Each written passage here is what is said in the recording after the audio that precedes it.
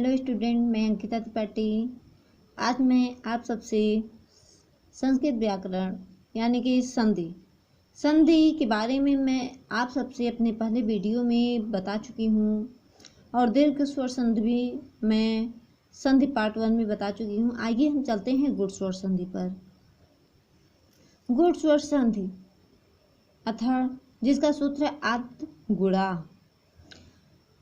हम आप लोगों को दीर्घ स्वर संधि के जिस प्रकार से नियम बताए थे, आइए चलते हैं हम गुण स्वर संधि का भी नियम आपसे साझा करें कि इसके नियम क्या होते हैं। गुण स्वर संधि बनती कैसे है, तो इसके नियम होते हैं कि यदि अ या आ की बात ई या ई आए, ई या बड़ी ई आए, उससे मतलब नहीं है, ई या ई आए तो दोनों को मिला करके ए हो जाता है।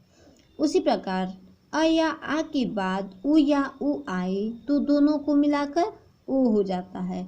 यहाँ अ या आ के बाद ही ई या उ को बताया गया है, ना कि पहले। अर्थात जब अ या आ के बाद ही ई आएगी, अर्थात द्वितीय पद के प्रथम वर्ण जब ई होगा और प्रथम पद का अंतिम वर्ण जब अ होगा, तभी दोनों मिलकर के ए बनेंगे।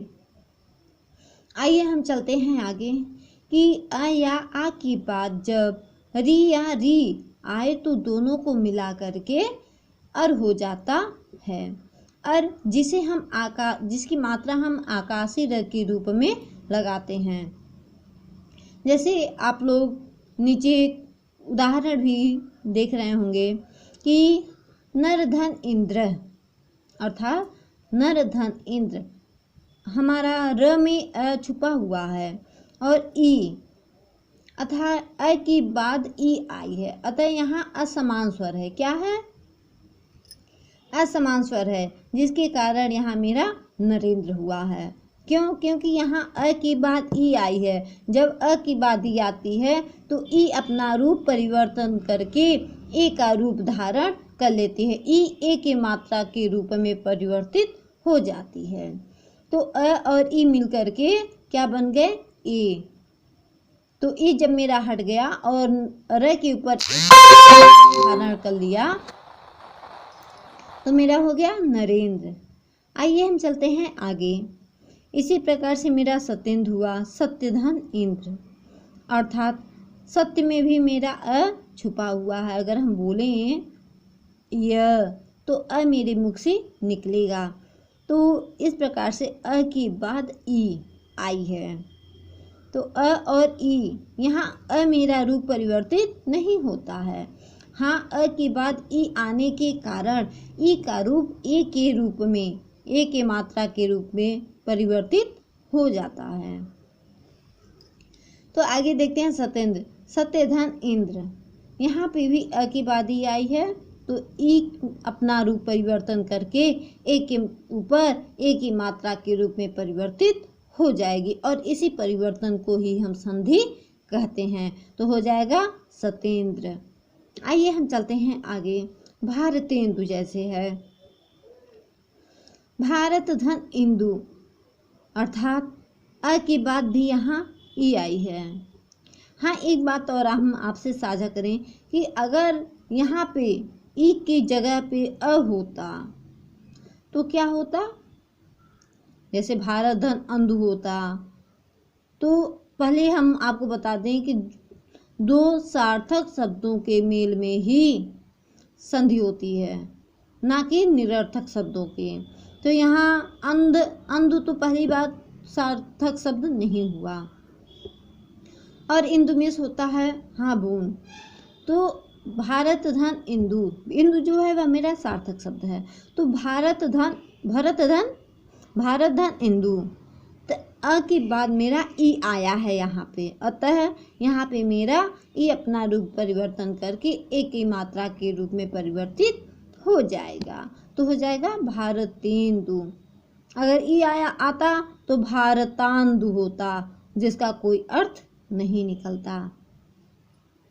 आइए, अतः ये मेरी संधि तब क्या हो जाती? गलत हो जाती। आइए हम चलते हैं आगे। हम आपसे पहले भी बता चुके हैं कि अ या आ के बाद ई या ई आए, मतलब छोटी ई आए या बड़ी ई आए, उससे मतलब नहीं है। हाँ, अ के बाद ई आए तो ए बनेगा, चाहे वह छोटी ई हो या बड़ी ई हो। आप यहाँ दूसरे उदाहरण में देख सकते हैं, केवल बड़ी ई को लेकर बताया गया है कि परम धन ईश्वर। जैसे परम में आप जैसे जानते हैं कि क से लेकर के म तक अतः मेरे जितने भी व्यंजन वर्ण होते हैं, ये तो उसमें अ स्वर हमारा मिला हुआ होता है। जैसे क से लेकर के क वर्ग से लेकर के प वर्ग तक, यानी क से म तक मेरा स्पर्श व्यंजन कहलाता है। अतः यहाँ अ का स्पर्श सारे व्यंजनों के साथ रहता है। आइए चलते हैं हम अपने टॉपिक संधि पर कि आगे क्या है। कमल सोमधन ईस अर्थात सोमेश, सोमधन ऊ से कर देते तब मेरा क्या हो जाता, सोमोस हो जाता, क्योंकि अ के बाद ऊ आता तो ओ बनता है, लेकिन हमें ए बनाना है। तो हमारा ए कैसे बनेगा, जब अ के बाद ई आएगी तभी मेरा ए की मात्रा बनेगी। तो सोमधन ईस, इस प्रकार से मेरा हो गया सोमेश अ धन ई बराबर ए। आइए हम चलते हैं आगे। जैसे सुरेश, महेश, गणेश, सर्वेश आदि, ये सभी हमारे गुण स्वर संधि में आते हैं, क्योंकि ये सभी सुरधनीश, सुरेश, गणधनीश, गणेश, सर्वधनीश, सर्वेश हम आपको पहले भी बता चुके हैं। जो मेरी पहले पद की मात्राएं होती हैं वह बदलती नहीं है। जैसे सर्व, यहाँ आकाशी र जो है वह मेरा परिवर्तन नहीं होगा, क्योंकि उसे भी बोलने में मेरे मुख से अस वर्ड निकल रहा है। जैसे सर्व, अ मेरे मुख से निकल रहा है, तो अ धन ई बराबर ए सर्वेश हुआ।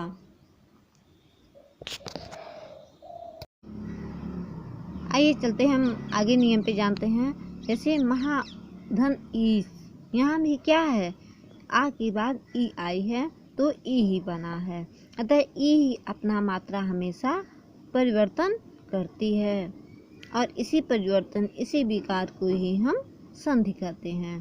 तो हो गया महेश। आगे देखते हैं राकेश, तो क्या होगा, रा का धन एस। अगर हम रा का धन अस कर देते, कभी कभी जानकारी न रहने पे बच्चे इस प्रकार से गलतियां कर देते हैं, तो शायद आशा करती हूँ आपको समझ में आया होगा कि ए तभी बनता है जब उसके सामने आ के सामने ई आए। जैसे राजेश का हमको बनाना है संधि विच्छेद, तो हम कैसे बनाएंगे, राजा धन ईस करेंगे तभी मेरा ए बनेगा। आइए हम चलते हैं आपको अब अगला नियम समझाने कि अ की बाद यदि उ आए तो क्या बनता है, उ बनता है। जैसे भाग्योदय, भानुदय, परोपकार, हितोपकार, सूर्योदय, सर्वोत्तम, लंबोदर आदि। तो आइए हम जानते हैं कैसे होता है। तो पर जैसे वीर धन उचित, आप देख सकते हैं वीडियो में, वीर धन उचित अर्थात र के बाद मेरा उ आया है। अगर हम वीर धन इचित कर देते उसे, तो मेरा क्या बन जाता, वीरेचित बन जाता, अर्थात ए की मात्रा का वहाँ परिवर्तन होता, ए की मात्रा का विकार उत्पन्न होता। तो इस प्रकार से मेरा अ की बाद उ आया है तो उ बना है, तभी मेरा वीरोचित यानी वीरों में उचित शब्द बना है। और आपको पहले भी मैं बताई हूँ कि दोनों शब्द सार्थक होने चाहिए, जिस प्रकार से आप आगे भी देख सकते हैं। हित धन उपदेश यानी परोपकार भी देख रहे हैं आप, पर धन उपकार यानी अ की बाद उ आया तभी उ बना, यानी तभी परोपकार शब्द बना। आगे भाग्य धन उदय, भाग्य धन उदय अ के बाद उ आया, अगर भाग्य धन इदय कर देते तो इदय मेरा कोई निरर्थक शब्द हो जाता, या वह मेरा गलत हो जाता, भाग्योदय हो जाता, इससे मेरे सारे वर्ड, सारे शब्द गलत हो जाते। तो आइए हम चलते हैं आगे। तो मेरा हो गया भाग्य धन उदय, तभी उ बना और भाग्योदय हुआ। जैसे सूर्यास्त, यहाँ भी मैं आपको पहले ही बता चुकी हूँ कि अदर जो मात्राएं लगी होती हैं वह आपकी संधि विच्छेद में कहीं नहीं जाती। हाँ, जैसे गुण संधि है ये, तो अ के बाद उ आया तो उ बना, तो हो गया सूर्योदय। यहाँ लंबोदर, लंब धन उदर, यानी लंबा है जिसका उदर, तो लंब अ के बाद उ आया तभी मेरा ओ बना, तो हुआ लंबोदर। विकासोन्मुख भी आप देख सकते हैं, आप बगल में नियम भी देख रहे हैं कि अ के बाद उ बना है तभी मेरा ओ बना है। शायद ये आपको समझ में आए। चलिए हम आगे चलते हैं। और इसमें भी मैं आपको बताई हूँ कि जैसे सूर्य धन ऊर्जा, यानी मैं आपको पहले भी बताई हूँ, चाहे छोटा हुआ है या बड़ा हुआ है, ये दोनों उ मिला करके उससे मतलब नहीं है, अर्थात वो ही बनेगा। जैसे जलोर्मी, गंगोर्मी। अगर हम आपको यहाँ एक अंतर बताएं तो जैसे जलोर्मी है और बधुर्मी कर दें हम यहाँ पे, तो बधुर्मी का आपको मैं पहले बता चुकी हूँ कि वधु धन उर्मी होगा, तो अतः यहाँ वधु उ के बाद उ आया है, अतः यहाँ बड़ा उ बना है, इसलिए यह मेरा दीर्घ स्वर संधि में चला जाएगा। उसी प्रकार से यहाँ बोलने में कुछ बच्चे कहते हैं जलोर्मी बधोर्मी, यानी कि बस करो वही संधियाँ होंगी, तो नहीं, यहाँ पे ओ आया है, वहाँ उ आया है, तो यहाँ ओ लगा है, उर्मी बोलने के पहले ओ लगा है। तो वह ओ शब्द कैसे बना? जब जल धन उर्मी हुआ, अर्थात अ की बात उ आया तभी ओ बनेगा, तो होगा जलोर्मी। उसके बाद ना हम उर्मी बोल रहे हैं। आइए चलते हैं आगे। जैसे सूर्योर्जा, सूर्य धन ऊर्जा, अतः उ के बाद मेरा क्या, अ के बाद क्या आया? उ, तभी क्या हुआ मेरा? ओ ही बना। इस प्रकार से हम चलते हैं आगे। महाधनुष, यानी आ के बाद, अब तक हम अ के बाद पढ़ रहे थे, अब हम आ के बाद पढ़ेंगे कि आ के बाद हुआ है तो भी ओ ही बनेगा। अ के बाद या आ के बाद आए उससे अंतर नहीं है। गंगोदक हुआ, गंगा धन उदक, यानी गंगोदक। गंगोदकम हुआ, गंगा धन उदकम, यानी गोद।